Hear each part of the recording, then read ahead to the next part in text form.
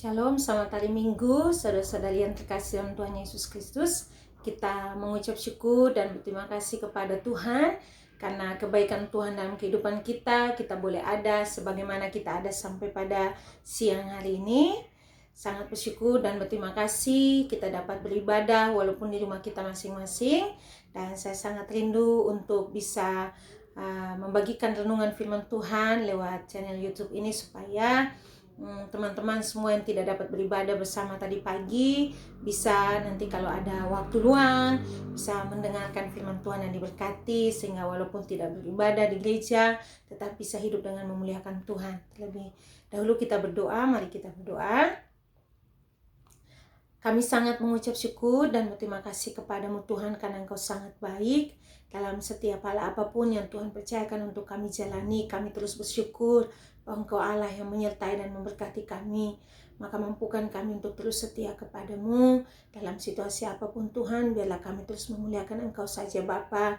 Firman Tuhan yang akan kami baca dan renungkan, Tuhan memberkatinya agar memberikan kami kemampuan untuk dapat hidup memuliakan Engkau saja Tuhan. Dalam nama Tuhan Yesus Kristus kami berdoa, haleluya, amin. Firman Tuhan untuk kita pada hari ini terambil dalam Lukas pasal yang ke-21 ayat yang ke-34 sampai ayat yang ke-38. Saya akan membacakannya bagi kita. Nasihat supaya berjaga-jaga. Jagalah dirimu supaya hatimu jangan syarat oleh pesta pora dan kemabukan serta kepentingan-kepentingan duniawi, dan supaya hari Tuhan jangan dengan tiba-tiba jatuh ke atas dirimu seperti suatu jerat. Sebab ia akan menimpa semua penduduk bumi ini. Berjaga-jagalah senantiasa sambil berdoa, supaya kamu beroleh kekuatan untuk luput dari semua yang akan terjadi itu, dan supaya kamu tahan berdiri di hadapan Anak Manusia. Pada siang hari Yesus mengajar di Bait Allah, dan pada malam hari ia keluar dan bermalam di gunung yang bernama Bukit Zaitun. Dan pagi-pagi semua orang banyak datang kepadanya di dalam Bait Allah untuk mendengarkan dia. Firman Tuhan ini adalah perikop terakhir dari pasal 21. Pada pasal 21 ini Tuhan mengajarkan kepada mereka bagaimana memberi kepada Tuhan dengan adanya persembahan firman Tuhan tentang persembahan seorang janda. Dan ketika mereka begitu mengagumi Bait Allah, pada perikop yang kedua Tuhan mengajarkan kepada mereka bahwa bangunan itu akan runtuh. Ya, tapi pada yang berikutnya murid-murid mulai mempertanyakan tentang bila manakah ya hal itu akan terjadi. Kapan the end of the world, kayak gitu. Kapan kiamat? Pertanyaan mereka sih sebenarnya, guru, bila manakah itu akan terjadi dan apakah tandanya kalau itu akan terjadi, kata mereka.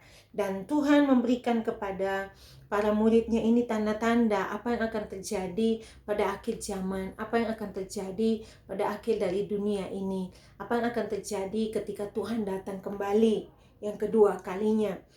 Nah, pada bagian firman Tuhan di perikop terakhir ini, setelah Tuhan menjelaskan tentang apa yang akan terjadi, tanda-tandanya seperti apa semua, Tuhan mengatakan bahwa langit dan bumi akan berlalu, tetapi perkataanku tidak akan berlalu.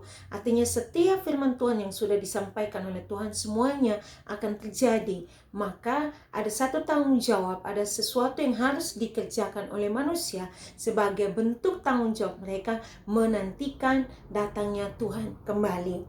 Maka firman Tuhan yang akan kita renungkan pada pagi hari ini, kita merenungkannya dengan tema berjaga-jaga dan berdoa.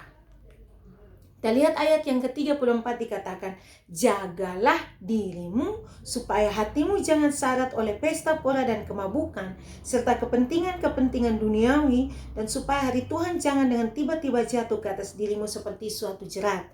Kata jagalah dirimu ini artinya be aware atau be awake, ya, prepare. Jangan menjadi unprepared, tapi harus prepare.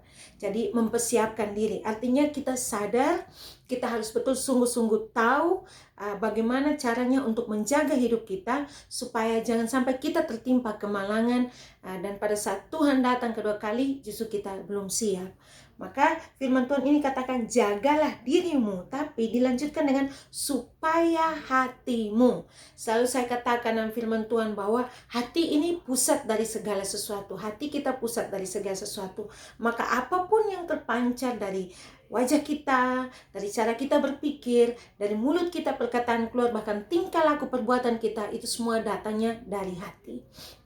Makanya firman Tuhan mengatakan kepada kita untuk menjaga hati kita, karena dari situlah terpancar segala kehidupan kita.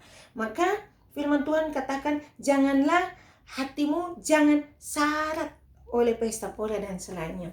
Nah, kata syarat di sini menggunakan terjemahan bahasa Inggrisnya digunakan overcharge. Ya, overcharge itu sama overcharge. Itu sama seperti kita mengecas handphone.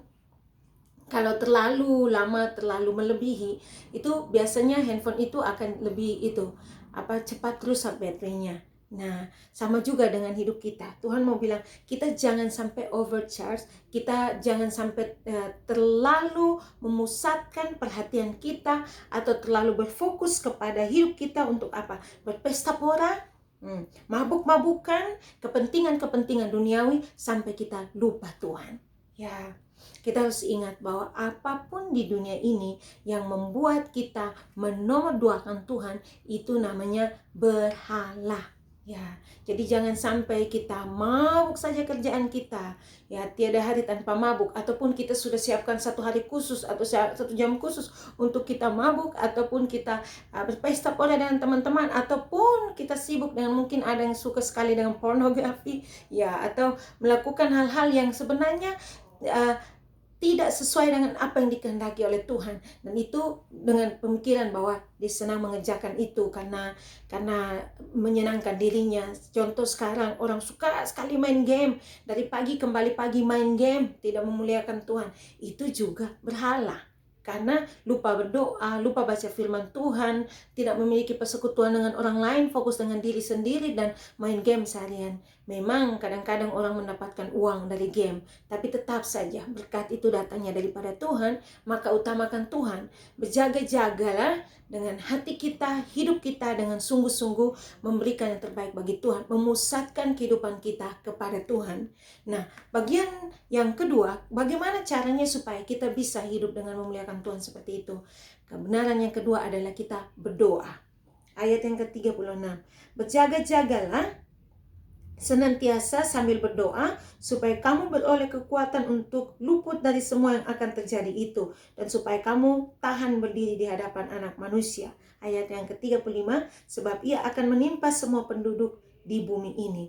Jadi tadi saya memberikan satu ilustrasi tentang supaya kita luput itu, karena kalau hari Tuhan itu datang, itu jangan sampai kita jatuh ke atas diri kita, itu seperti kita dijerat. Ya, saya memberikan satu ilustrasi tentang ada satu om saya di kampung, dia suka menjerat ayam hutan, babi hutan, kayak gitu kan. Jadi dia pasang jerat, nanti binatang itu kalau lewat kan terjerat di situ, mati, kayak gitu. Nah, apa yang bisa kita pelajari di sini adalah bahwa Tuhan sebenarnya memberikan kita kesempatan. Nah, apa yang bisa kita lakukan untuk menggunakan kesempatan itu adalah dengan berdoa. Kenapa berdoa?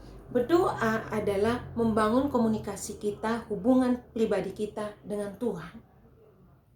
Banyak orang berdoa, tapi tidak mau tahu tentang jawaban Tuhan. Kenapa? Tidak membaca firman Tuhan. Jadi ketika kita berdoa, di situ kita bangun hubungan pribadi kita dengan Tuhan, maka kita pun diberikan kepekaan untuk mengerti apa yang Tuhan inginkan untuk kita lakukan. Maka kita tidak akan jatuh dalam pencobaan. Kita akan luput daripada semua malapetaka. Kenapa? Karena Tuhan berikan kita kepekaan untuk mengerti. Ya, kalau kita mengingat kembali kisahnya Yesus waktu dia ke Taman Getsemani dan berdoa, dia bilang sama murid-murid kayak gini, bangunlah dan berdoalah supaya kamu tidak jatuh ke dalam pencobaan. Artinya bahwa dalam hidup kita ada banyak hal yang mencobai kita untuk jauh daripada Tuhan. Tapi kalau kita berdoa, kita punya hubungan pribadi yang baik dengan Tuhan, maka hal-hal itu akan dijauhkan daripada kita. Karena ketika kita berdoa, Tuhan sendiri melalui Roh-Nya yang kudus memberikan kita pembaharuan dalam kehidupan kita, sehingga kita akan tahu apa yang harus kita lakukan dan apa yang tidak boleh kita lakukan dengan hikmat yang daripada Tuhan. Itu hal yang kedua. Nah, yang ketiga, pada ayat yang ke-37 dan 38, saya melihat ini hal unik. Dalam perikop ini diajarkan tentang apa yang harus kita lakukan. Tiba-tiba di situ dua ayat ini, bukan tiba-tiba, memang dituliskan di situ bahwa apa yang dilakukan oleh Yesus, yaitu dia pada siang hari Yesus mengajar di Bait Allah, dan pada malam hari ia keluar dan bermalam di gunung yang bernama Bukit Zaitun.